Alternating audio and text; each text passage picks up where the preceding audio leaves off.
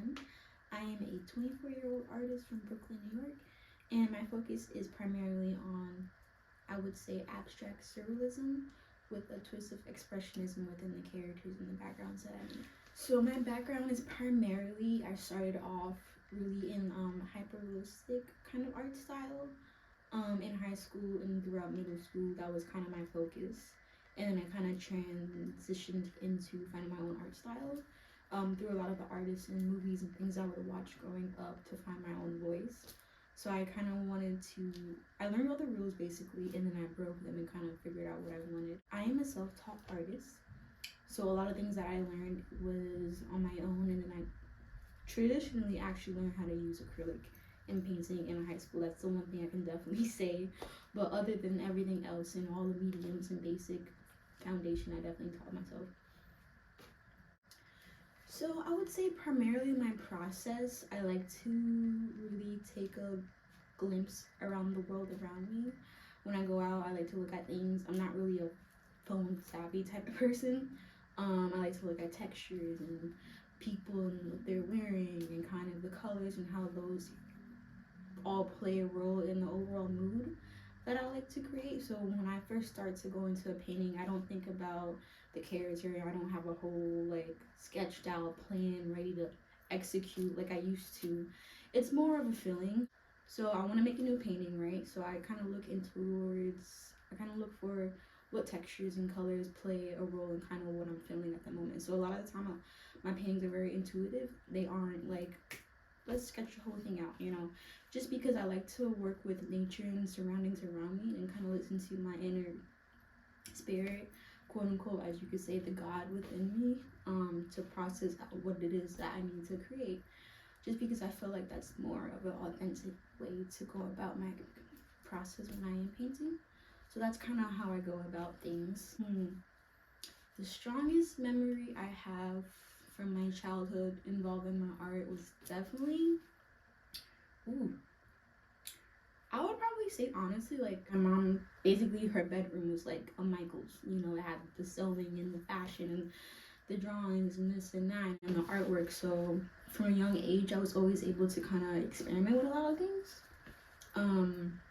But I feel like my strongest memory from like my childhood of like me getting introduced to like really liking art was when I was like probably like just graduated elementary school, getting into middle school. YouTube was just like a big new thing, and I would just like watch YouTube videos all the time. I drew a lot, so I figured I'll like watch other people draw famous people. So I would like watch all these people make these videos of like time lapses of them drawing celebrities, and I would literally just copy everything they did in the video. And I just kept doing that. I drew Katy Perry, Adele, Miley Cyrus, a bunch of other people that I can't name right now. But yeah, I just kept doing that, and I started showing people, and they were like, whoa, this is like so amazing, like how are you able to do this? I'm like, I just do it. Like I really thought everyone else could do it just because how easy it came to me, and I wasn't really understanding like, yo, like this is a gift. This is not something that everyone can do.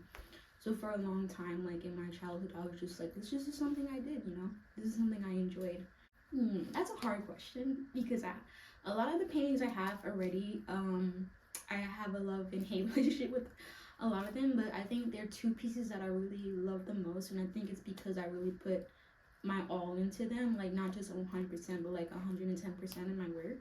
So it's Lexi the Lord, and then Both Sides. I feel like both of those two pieces really represent a moment in time in my life where I really went full on like crazy. I was okay, I have this concept.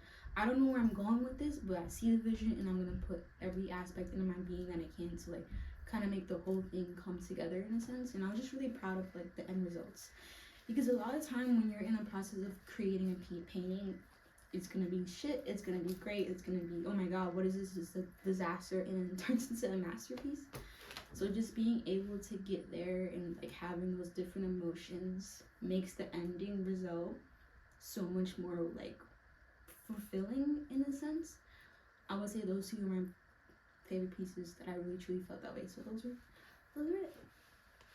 Is the artistic life lonely, and how do I counteract that? It is. I think the artist's life can definitely be a lonely one, but I don't think I'll ever looked at it as a negative thing, because as any artist and creative, you have to truly go within to really get out what it is that you want to showcase, or what it is that you need to get out for yourself, you know? So I don't think it's more so a lonely aspect. I think it's more so really having a deep relationship with self and being okay with those weird feelings and those conversations you have with yourself, and being able to be open to even share that, because that can be really difficult. So I don't think it's like a negative thing or like a being lonely. But I tend to embrace it more than I do look at it as like a boring, lonely thing. So that's just my opinion. People can have totally different options about it. But what research do I do? Okay, so a little bit of backstory. I did go to school. I went to college for a little bit, and I was majoring in digital art and design, because at that time I was really fascinated by cartoons and stuff, and I was like, I don't know what I want to do. Maybe I'll be an animator. Hated it, dropped out. So I just realized, like, the moment when I decided, like, okay, Kiki, like, you're gonna drop out. So, like, if you drop out, you're gonna have to, like, really push yourself and put yourself in opportunities and go research and find things that you can do to teach yourself, like, about the business, about what you want to do moving forward. So I live in New York, which is a blessing and a curse. But I realized I live in New York. Let me take advantage of that. There's so many galleries, there's so many websites, there's so many shows going on. So for a while, not only did I research online, I made it my business to get jobs that were circulating around the art world, so I can kind of get a glimpse of what that's gonna be like. Every Thursdays in Chelsea, I would go gallery hopping from like 19th Street to 26th Street. Like, I have like 2 little like black books. I'll write down the artist. I write down like kind of the stuff I saw that I liked, kind of what was like popular, what was I hated about it. I even talked to the artists, because that was why I went, because a lot of times the artists were there, so I would like, pick their brain. I'd be like, hey, did you go to school? Did you do this? Did you do that? Like, how did you even get represented for this gallery? I would even talk to the gallery assistants, sometimes the owners, but sometimes not. I have stacks and stacks and stacks of artist statements, and I have like 2 full mini black books of like autographs and just like things and resources. So that was like a really big thing for me, and I did that a lot, and it just really taught me a lot. I have like 1,000,000 of business cards of all the galleries I went to just to have, so if I ever wanted to like contact them, I have, you know, that list. But that's my research. I truly think getting out there and putting yourself out there is just as important as it is to be on social media, because like without that true like physical tangible experience, like it doesn't really mean anything. You can be a Instagram famous artist, or you can be solely like social bound, but like it's really about getting out there, and that's what I did.